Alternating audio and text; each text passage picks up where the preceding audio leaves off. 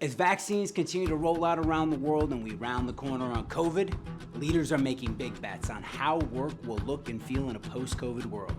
Will they bring people back full-time? Will they double down on remote? Will it be something in between? Regardless of the plan, it's sure to have big implications for every organization's ability to recruit, retain, and develop talent. In this week's episode of The Future of Work, we'll talk the science and the strategies leaders can leverage to rethink their return.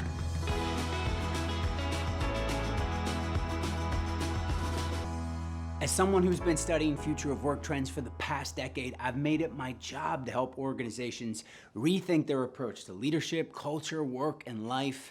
In fact, for years leading up to the pandemic, I would often challenge traditional leadership teams to reconsider a hybrid future of work. We saw in the research, people wanted flexibility. I said, look, I think in the future, a lot of us are going to want to do part of our work remote. So what do you think about testing maybe 1 or 2 days a week, maybe remote Fridays? And let's measure the impact on productivity, creativity, and engagement. And I cannot tell you how many executive teams turn me down.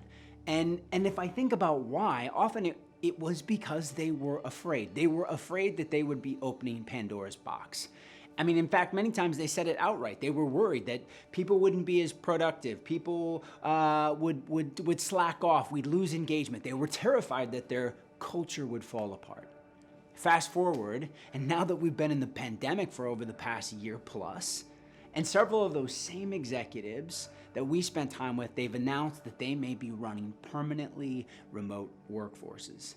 In fact, when we are looking at the news reports, right, as some of the big brands start to announce plans, we just saw GM CEO Mary Barra just announce their return to work strategy labeled Work Appropriately. I love that. Now, this is a play off the company's simplified dress code, which Barra initiated while leading human resources from 2009 to 2011.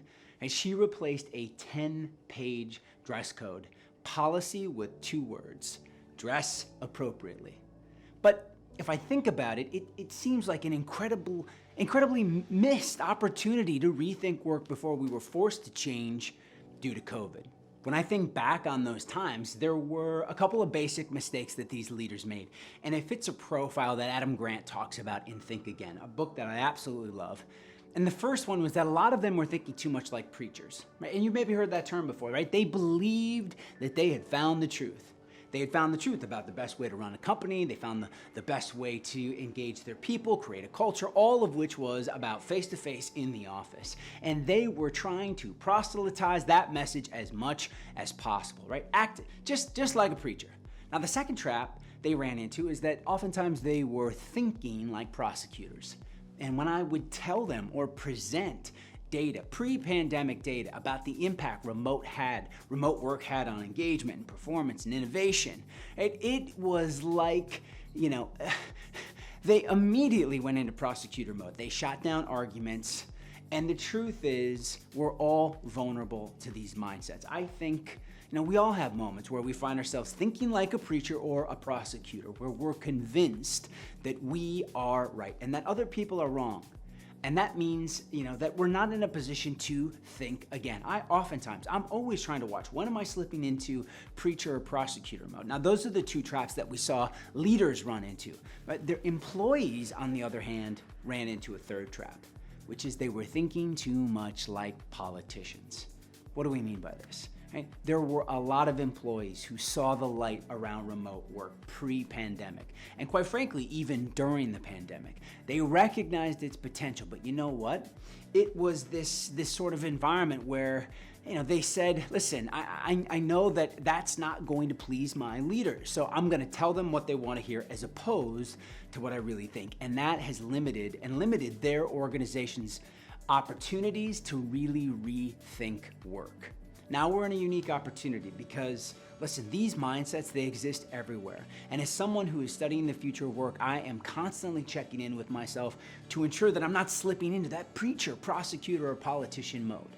I think those mindsets can stand in the way of thinking again. So I want to share 2 strategies for rethinking and also how we can build organizations where that's the norm as opposed to the exception. So 2 tips to help you rethink your return to work. Number 1, we want to think like a scientist. Now, you've maybe heard that term before, thinking like a scientist. What does that mean? A good scientist is trying to not let their ideas become their identities. To say, when I form an opinion, I want to be as quick to reform and reconsider that opinion as I was in the first place when I first developed it. To say, I think this is truth, but it might actually just be a hunch. It could be right, or it could be wrong. And instead of seeking out confirmation bias, right, where we're only looking for research and other opinions that align with mine, a good scientist will actually they will search for reasons why they might be wrong. They will, in fact, surround themselves with people who will challenge their thought process and not just the ones who agree with their conclusions, and that will listen to their perspectives, that will make them think, not just the ones that will make them feel good. Tip number 2, knowing what you don't know. And what we're really talking about here is humility, right? To be humble about your own expertise and knowledge, right? One of the things Adam talks about in Rethink to do is what he calls creating or making your ignorance list, right? Writing out all of the things that you just don't know. And what happens is your list starts to grow. All of these things that you don't know, as it starts to grow, you can't help but be humbled, right? You really start to get a sense of the gaps in your own knowledge. And this in turn makes it a lot easier to doubt some of your own convictions that maybe you've been holding on to for a long time. And I think one of the things to recognize is it's easy to know what you don't know when you're completely ignorant, right? When you're brand new. But what the research shows, and I think this is really interesting, is that as you start to gain knowledge in those early phases of gaining knowledge or a skill in your domain, our confidence typically climbs faster than our competence. And you're in danger of becoming overconfident, right? Of becoming maybe even a little bit arrogant, right? So our confidence is increasing faster than our competence. It's not the total beginners who are arrogant. Typically, it's those people who are climbing up the learning curve and are novices, but they think they know more than they do. And I think one of the more interesting antidotes to really activate this idea of knowing what you don't know is to activate this idea of the imposter, to be a little bit more of an imposter. Now, we've been taught, and we hear that term imposter syndrome as being a negative, but there's really interesting research out of Harvard that shows that when people have small doubts, or what we would call imposter thoughts, not the chronic imposter syndrome of saying, I think I'm a fraud, I'm afraid everybody is gonna find out that I don't deserve any of my success, but maybe more of these sort of everyday doubts that we all feel. When we say, I'm not sure that I'm qualified for this, or for this big title, or for this big project, or I'm not sure that I'm prepared for the challenge in front of me, or maybe I'm not 100% sure where people will work best as it relates to the future of work. Just that little bit of doubt. It's recognizing that when we feel like an imposter, that means you're actually in a position to become a learner, to go out and discover new things. And I think it's that kind of confidence that allows us to keep rethinking what work will look like in the future. So as you continue to plan your return, right, and you are making big decisions about how work will look and feel, check in with yourself. And first and foremost, just ask yourself, am I slipping into preacher, prosecutor, or politician mode? Right, what assumptions am I making? And what if I open my aperture of curiosity a bit more? What impact might that have for all of us in this new world of work? Keep questioning. My name is Seth Mattison. Thanks for hanging with me for this week's episode of The Future of Work. Remember, the future is what we make it.